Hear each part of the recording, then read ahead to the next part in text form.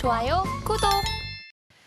뭐라 설명을 드릴 말씀이 없는 것 같아요. 앞서서 이제 제가 예측가 말씀드릴 때 오늘 블랙 먼데이 나올 수도 있다라는 이야기 일각에서 나오고 있다라고 언급드렸었는데 빠지고 있습니다. 코스피 1% 넘게 빠지고요. 코스닥은 2.4% 빠지면서 2,300선 그리고 640선에 대해서 이제 좀 시험대 구간에 좀 들어가지 않았나라는 생각도 좀 듭니다. 일단은 지금 이렇게 어려운 시장 속에서 분위기를 먼저 파악을 해봐야 될 것 같은데 한국의 밸류에이션이 지금 역사적으로 제일 낮다라는 코멘트가 나오고 있습니다. 쉽게 올라갈지는 의문이긴 한데 그럼 지금 전략 어떻게 해야 될까요? 사지도 말고 팔지도 말고 일단 덮어둬야 될까요? 네, 오늘 현재 상황들을 보면 1.2% 지금 밀리고 있는데 다만 좀 차이가 있다면 외인의 양수급은 매도가 아니라 매수 전환을 좀 했다는 맞아요. 점이에요. 이제 물론 이제 해당되는 금액들은 그렇게 이제 크게 영향을 좀 줄 수 있는 수치는 좀 아니다라고 볼 수 있겠고 고객예탁금, 그러니까 증시예탁금도 12월 올 기준에서는 소폭 좀 증가하는 흐름들이 있는데 그러니까 최근 일 기준에 좀 집계된 데이터를 보면 저는 한 5조 원대는 좀 미만으로 좀 다시금 이탈되지 않았을까라고 좀 판단이 되고 있는데 전반적인 오늘 이 매도 주체가 좀 개인이다라는 부분들 여기서 코스피에서 2,124억 원을 좀 매도하고 있는데 거의 뭐 1%대 상승 기조가 좀 이어졌던 부분들은 사실 이 제한된 수급에서 개인의 어떤 투매가 오히려 지수의 하방 압력을 좀 더 심화시키는 그런 요인이 좀 되지 않나라고 볼 수 있겠고 지난주 미국 증시가 굉장히 좀 견조했습니다. 고용 지표가 과열 양상을 좀 보였지만 실업률도 예상치를 좀 상회하면서 12월 금리 인하 기대감들이 좀 커졌다는 점.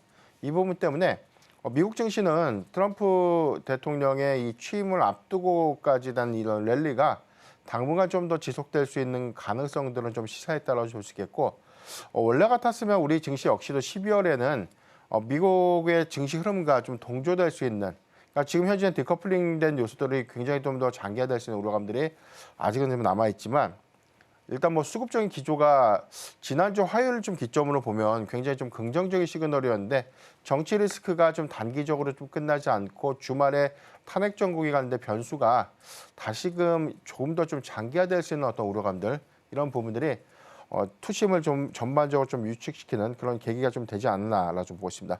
다만 오늘 외인의 이 매수 그다음에 기관의 매수세가 좀 큰 폭은 아니지만 지금 이 외인의 기간에 죄송합니다. 개인의 투매가 어느 정도 좀 진정이 되는 국면이라면 오늘 오전장 중후반까지는 일부 좀 추세를 좀 되돌릴 수 있는 가능성도 한 번쯤 좀 체크해야 되는 포인트가 아닌가라고 볼 수 있겠고 지금 2,400선 미만에서 증시 안정 자금을 유입시키겠다라는 어떤 계속적인 어떤 긍정적인 메시지가 좀 있었기 때문에 이 부분은 중소형주보다는 대형주에 오히려 이 하방을 좀 지지해주는 역할로 좀 기여될 수 있는 측면을 좀 고려해봤을 때는 대형주 중심의 어떤 관점은 좀 계속해서 좀 유효하지 않을까라고 좀 판단해보고 있습니다. 그러게요. 일단은 시장 계속해서 흐름 좀 봐야 될 것 같고 말씀해 주신 것처럼 매수로 외국인과 기관이 양시장에서 지금 현재 찍혀 있긴 합니다. 이 부분도 좀 체크해 보시면 좋겠고요. 지수가 좀 워낙 많이 빠지다 보니까 기관 쪽에서 이걸 지키기 위해서 안간힘을 좀 쓰고 있는 것 같습니다. 그럼 대표님 지금은 기관이 뭘 사는지 보고 또 뭘 파는지 보고 여길 좀 따라가는 전략도 괜찮을까요? 저는 사실 지금 뭐 기관이나 뭐 외인이 사는 종목이 더 좋다 나쁘다 이런 관점보다는 지금 단기적으로는 사실 국내 정치 리스크 때문에 굉장히 주가의 어떤 레벨이 좀 낮아진 그런 상태고 지금 이 부분은 대외적인 어떤 불확실성들에 좀 더해서 사실 뭐 국내 어떤 정치 리스크가 투매를 좀 유발시킨 부분들이기 때문에 나중에 정치 리스크가 좀 더 완화되는 구간 내지는 해소되는 구간에 반등을 좀 한다는 관점에서 과연 이제 어떤 종목들이 좀 더 빠르게 주가를 좀 회복시킬 수 있을까라는 관점에서 우리가 좀 접근을 좀 해봐야 되지 않을까라고 좀 볼 수 있겠고요. 이 부분은 뭐 기관이 산다고 해서 다 좋은 종목, 외인이 특히 산다고 해서 더 좋은 종목이다라기보다는 펀더멘탈이 좀 탄탄하고 비교적 이제 실적의 기조가 좀 견조했던 최근에 그렇지만 하락폭이 좀 컸던 일부 종목들 군에서는 뭐 조선이라든가 뭐 방산주, 통신 관련 업종들의 경우에는 실적도 안정적이지만 오히려 통신주 같은 경우에는 향후에 이제 배당 성향의 관점에서는 기대 요인들이 좀 있다는 관점. 이 부분은 오히려 좀 매수의 기회를 좀 활용할 수 있겠다라고 볼 수 있겠고 오늘 같이 뭐 나왔던 뭐 2차 전지 섹터의 노이즈 그리고 반도체의 경우에도 칩스법 관련된 아직 불확실성들이 좀 남아있기 때문에 이 부분은 수급적인 측면에서 낮아진 주가는 맞지만 오히려 상승 탄력도에 대한 관점에서는 조금 더 시간이 좀 걸릴 수밖에 없는 그런 것들을 좀 감안해 보면 아까 말씀드렸던 뭐 조선방산, 그다음에 뭐 통신 관련 종목들, 그다음에 제약바이오 섹터 중에서도 단기 낙폭이 좀 더 큰 대형 바이오주를 좀 중심으로 보면 지금 한 요 정도 섹터 정도는 지금 뭐 분할 매수 관점으로 접근은 좀 가능하지 않을까라고 좀 판단해 보겠습니다. 네, 외국인과 기관이 뭘 사고 뭘 파는지 보다 더 중요한 건 지금 그 종목이 가지고 있는 펀더 자체가 턴턴한지 그리고 실적이 잘 나오고 있는지 좀 보셔야겠습니다. 그래야 반등이 나왔을 때도 좀 더 빠르게 갈 수 있으니까 참고해 보시면 좋겠고요. 어쨌든 지금 정치 뉴스 때문에 증시가 계속 영향을 받고 있고 변동성도 커지고 네. 있습니다. 그러다 보니까 움직이는 종목들이 사실 좀 제한적으로 움직임을 좀 보이고 있어요. 특히 정치 테마주도 움직임을 좀 보이고 있는데 물론 대응하기 쉽지 않은 영역이라는 거 다들 알고 계시겠지만 사실 수익적으로 봤을 때는 포트에 수익이 나는 종목들이 많이 없을 테니까 그렇다면 빠르게 대응해서라도 이걸로 수익 방어를 좀 해야 되는 걸까요? 냉정하게 보면 오늘 시장에서 가는 종목은 진짜 뭐 정치 테마주 네. 외에는 다른 뭐 특정 섹터가 가는 게 전혀 없다라고 보는 게 그러니까요. 맞아요. 지금 오늘 뭐 IMBC, 뭐 YTN 같은 경우에는 탄핵 종료하는데 시청률이 올라갔다라는 어떤 이슈들, 그리고 뭐 그 이외에는 정치 테마주, 특히 조기 대선의 가능성들이 큰 뭐 여권과 야권에 관련된 인맥주들이 오늘 좀 상승 효과들이 좀 커지고 있는데, 이제 우리가 이제 이런 것들은 좀 그 이전부터 과거부터 계속해서 반복됐던 부분이 대선 관련된 이슈가 부각될 때마다 인맥주가 부상하고 해당되는 어떤 대선 주자가 좀 결정되고 난 이후에는 다시금 이 정책 공약들이 좀 발표되면서 정책 수혜 기대감들이 남아있는 정책주가 좀 움직여지기 시작하죠. 근데 지금은 사실 탄핵 정국에서 과거와 좀 비슷한 양상으로서 좀 다소 좀 유사한 느낌이 좀 있다라고 볼 수 있겠는데, 2016년도 박근혜 전 대통령 때 탄핵 정국에 좀 돌입했을 때도 마찬가지로 조기 대선의 기대감들이 좀 부각됐던 정치 테마주들이 굉장히 좀 강세를 보였던 측면들 보면 뭐 트레이딩 관점으로 저는 접근은 좀 가능하겠다. 다만에 이 수급 변동성 그리고 정치적 리스크가 단기적인 어떤 부분들보다 좀 더 장기화될 수 있는 부분이라면 이 부분도 수급 변동은 좀 심할 수 있다고 봐요.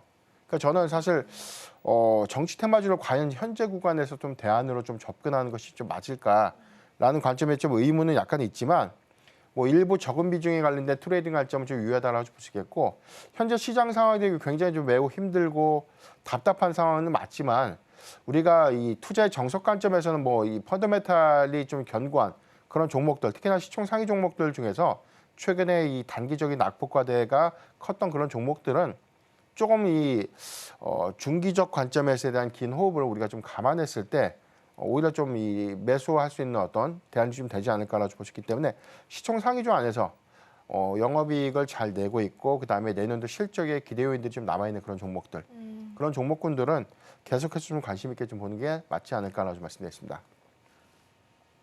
네, 역시나 맥락은 같은 것 같아요. 펀더 탄탄하고 실적 좋은 종목들 위주로 일단 지금 시장에서는 주목을 좀 해보셔야 될 것 같고요. 노이즈가 껴있는 구간에서 금요일엔 반등을 좀 줬는데 오늘은 다시 좀 하락을 하고 있어서 셈법이 좀 더 복잡해지는 것 같아요. 펀더 탄탄하고 실적 좋은 종목들 주목하자라고 말씀을 해주셨는데 그럼 지금 이 상황에서는 시장을 주도하는 리딩 섹터로 옮겨갈 건지 아니면 일단은 가지고 있는 종목들 그대로 가지고 좀 버텨줘야 되는지도 궁금하거든요. 일단 보유하는 종목의 경우에는 이게 대형주 중심 또는 이제 배당을 주는 종목이라고 하면은 힘들지만 좀 보유가 맞지 않을까. 다만 이제 저는 좀 냉정하게 현재 구간에는 추가 매수를 해서 비중을 좀 늘리세요라고 좀 말씀드릴 수는 없는 게, 이 정치적인 어떤 리스크가 2016년도에 대한 양상과는 좀 많이 다르다는 것이죠. 그때가 2016년도 11월경에는 최순실 게이트에 관련된 정치적인 어떤 혼란이 좀 가중됐던 시기였고요. 12월 기점으로 해서 탄핵 소추안이 좀 의결되면서 정점을 찍었고, 이후에 3개월 후에 최종적으로 좀 이 대통령에 대한 파면이 좀 결정이 되면서 오히려 주가가 밀린 것이 아니라 코스피는 평균적으로 한 3.5% 정도 상승을 했습니다. 그러니까 그런 것들을 좀 감안해 보면 정치적인 리스크가 변동성으로 좀 가져가는 것은 맞지만, 오히려 탄핵소추 이후에 국정이 좀 안정화되는 어떤 기대 요인들이 좀 반영되면 지수가 좀 반등했던 효과들을 좀 감안했을 때 당시에도 마찬가지 시총 상위주를 중심으로 해서 오히려 반등을 했다는 점, 이 점을 좀 기억하면 좋을 것 같고요. 다만 이제 이 부분이 2016년도와 좀 다르다는 것은 지금 탄핵에 관련된 이 주말세의 어떤 이 안건이 좀 부결됐고, 이 부분이 뭐 2차 탄핵 안건을 의결하겠다라는 어떤 내용들이 좀 나오고는 있지만 이 부분이 명확하게 단기적인 어떤 정치 리스크가 해소될 것이다라는 어떤 기대감들보다는 조금 더 장기화될 수 있다는 우려감들이 조금 더 시장에서는 더 많이 좀 반영을 하고 있는 것이 아닌가라고 볼 수 있기 때문에 일단은 뭐 정치적 리스크가 좀 어떻게 좀 흘러가는 건지 그 여부를 좀 보시면서 대응하는 것이 맞겠다. 다만 이제 신규적 관점에서 어느 정도에 대한 현금이 여러 개 좀 있다면 낙폭이 좀 심화되는 종목의 경우에는 지금부터 저는 좀 선별적인 어떤 매수는 좀 가능하다라고 좀 말씀드리겠고 보유자들의 경우에는 제한된 현금을 갖고 여기서 추가 매수하는 것은 좀 더 관방하는 것이 좀 맞지 않을까라고 좀 말씀드리겠습니다. 지금 바로 구독을 눌러보세요. 실시간 경제 뉴스, 투자 전문가들의 다양한 시황과 정확한 분석, 또 알찬 투자 정보까지 신뢰할 수 있는 저희 서울경제TV와 함께하세요.